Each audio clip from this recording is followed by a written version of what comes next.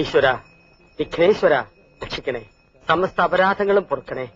അടിയനും മംഗല്യ ഭാഗ്യം ഉണ്ടാക്കി തരണേ. എന്നെപ്പോലെ എന്നെയും ബ്രഹ്മചാരിയാക്കരുതേ ഗണേശ. കൊതിപ്പിക്കല്ലേ ഭഗവാനെ. അമ്മേ. എന്താ? ഭഗവാനെ വിളിച്ചതാണ്. അമ്മേന്നോ? മാതാപിതാ ഗുരുദൈവം എന്ന് കേട്ടിട്ടില്ലേ? എല്ലാം ഭഗവാന്റെ പര്യായപദങ്ങൾ.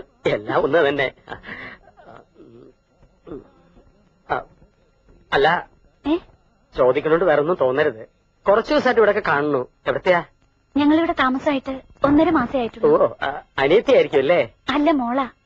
ഹസ്ബൻഡോ? മിലിറ്ററിയില്ല.